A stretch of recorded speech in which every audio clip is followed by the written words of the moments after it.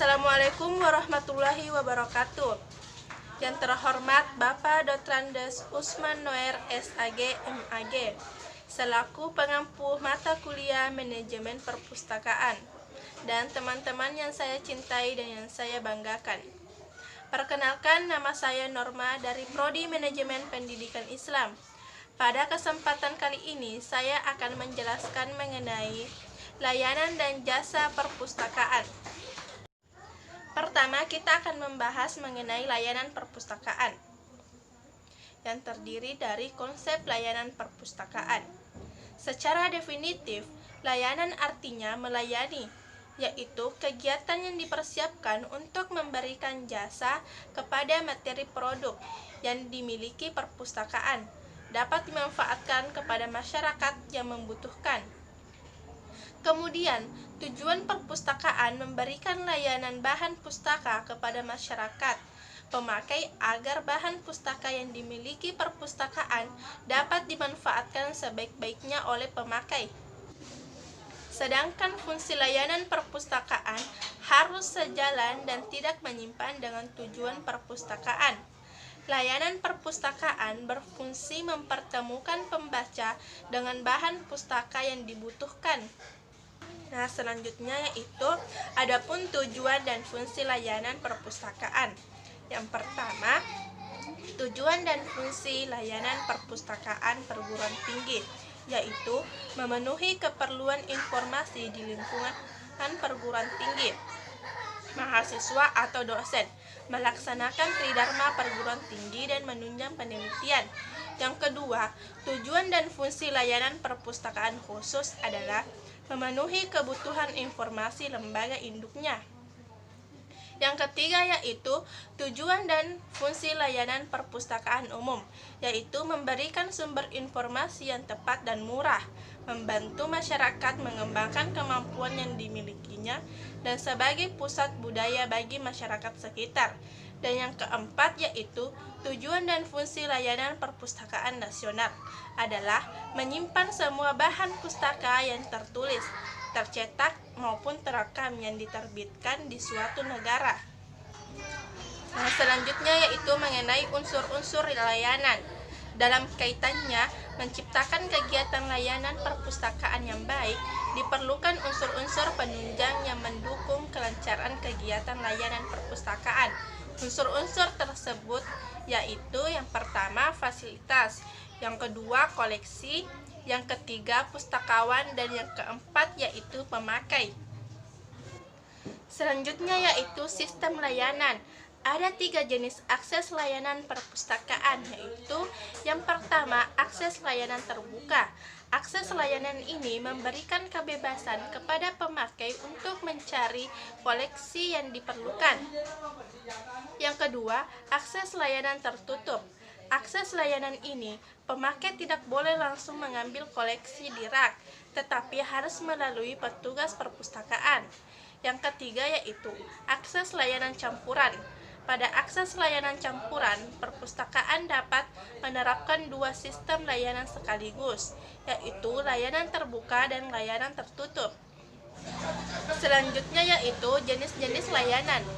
Berdasarkan jenisnya, layanan perpustakaan meliputi yang pertama, layanan ruang baca, yang kedua, layanan sirkulasi, yang ketiga, layanan referensi, yang keempat, layanan informasi mutakhir, yang kelima, layanan fotokopi, yang keenam, layanan literatur, dan yang ketujuh yaitu layanan koleksi khusus.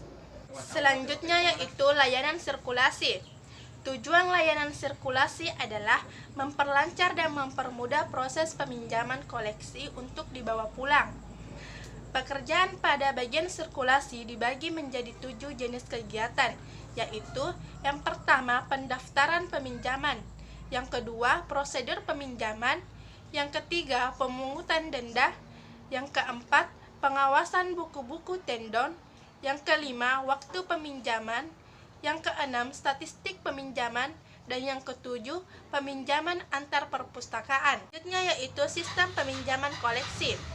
Dalam perkembangannya, sistem peminjaman koleksi perpustakaan digolongkan menjadi 8, yaitu sistem ledger, yang kedua sistem dummy, yang ketiga sistem slip, yang keempat sistem kartu buku, yang kelima sistem newak, yang keenam sistem peminjaman sendiri, yang ketujuh sistem Brown, dan yang kedelapan yaitu sistem otomasi. Nah, selanjutnya yaitu mengenai statistik dan pelaporan perpustakaan. Yang pertama, statistik perpustakaan. Pembuatan statistik merupakan tugas perpustakaan yang cukup penting, karena tolak ukur kemajuan perpustakaan dapat dilihat dari statistik perpustakaan. Yang kedua, pelaporan perpustakaan. Pelaporan ini berfungsi sebagai tolak ukur keberhasilan kegiatan perpustakaan dan gambaran kemajuan perpustakaan. Yang ketiga, unsur-unsur yang harus dilaporkan. Unsur-unsur dalam kegiatan perpustakaan yang harus dilaporkannya, yakni yang pertama, pengadaan bahan pustaka, yang kedua, pengolahan bahan pustaka, yang ketiga, keanggotaan, yang keempat, koleksi yang dipinjam, yang kelima, layanan referensi, dan yang keenam yaitu jasa reproduksi. Selanjutnya yaitu kita akan membahas mengenai layanan referensi. Yang pertama yaitu mengenai konsep layanan referensi. Hakikat layanan referensi ialah untuk mendapatkan, memelihara, dan menyediakan pengetahuan rekaman oleh manusia dan mempergunakannya di perpustakaan. Adapun tujuan layanan referensi adalah yang pertama, memberikan layanan referensi yang bersifat langsung. Yang kedua, memberikan informasi baik yang bersifat umum maupun ilmiah untuk tujuan studi dan penelitian. Yang ketiga, memberikan layanan informasi yang seluas-luasnya, baik sumber yang terdapat di dalam perpustakaan maupun yang tersimpan di perpustakaan. Yang keempat, membantu pengguna dalam memanfaatkan bahan pustaka yang ada dengan sebaik-baiknya. Selanjutnya yaitu mengenai fungsi layanan referensi. Dalam penyelenggaraan tugasnya, layanan referensi mempunyai fungsi sebagai berikut. Yang pertama, fungsi informasi, artinya memberikan jawaban atas kebutuhan pemakai. Agar jawaban dapat diberikan secara tepat, seorang petugas layanan referensi harus mengetahui latar belakang pemakai. Yang kedua yaitu fungsi bimbingan, artinya bimbingan perpustakaan diberikan kepada pemakai agar dapat memanfaatkan perpustakaan dengan baik dan efisien. Yang ketiga, fungsi instruksi, artinya memberikan instruksi atau pengarahan kepada pemakai perpustakaan mengenai penggunaan perpustakaan secara umum, penggunaan bibliografi, dan koleksi referensi lainnya. Yang keempat, fungsi supervisi, yaitu melakukan pengawasan terhadap pengaturan personel, koleksi, ruangan, tata tertib, dan jam layanan. Selanjutnya yaitu mengenai jenis-jenis koleksi referensi yang terdiri dari yang pertama kamus, yang kedua ensiklopedi, yang ketiga direktori, yang keempat almanak, yang kelima biografi, yang keenam buku statistik, yang ketujuh sumber geografi, yang kedelapan buku tahunan, yang kesembilan buku pegangan, yang kesepuluh bibliografi, yang ke-11 indeks, dan yang ke-12 yaitu sumber elektronis. Nah, selanjutnya yaitu mengenai jenis jasa layanan referensi. Secara garis besar, layanan referensi dapat digolongkan menjadi dua bagian, yaitu yang pertama, jasa dasar. Jasa dasar merupakan layanan yang harus dilaksanakan oleh setiap perpustakaan yang meliputi memberikan informasi umum.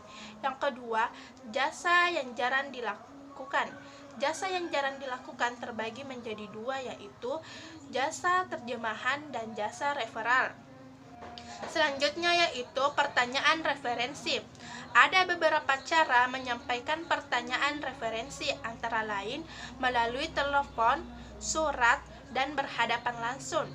Adapun sifat-sifat referensi yaitu yang pertama bersifat bimbingan, yang kedua ready reference, yang ketiga penelusuran.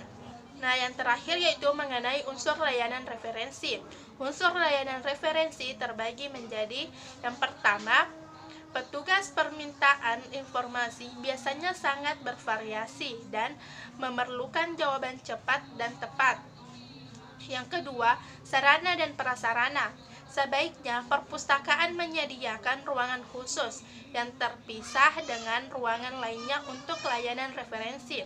Dan yang ketiga, pemakai latar belakang pendidikan dan pekerjaan. Pemakai perpustakaan perlu diketahui untuk mendapatkan gambaran kebutuhan informasi dan kemampuan mereka dalam memakai sumber referensi. Dan yang terakhir yaitu pertanyaan referensi. Itulah penjelasan singkat saya mengenai jasa dan layanan referensi. Semoga memberikan manfaat bagi teman-temannya. Saya akhiri, terima kasih. Wassalamualaikum warahmatullahi wabarakatuh.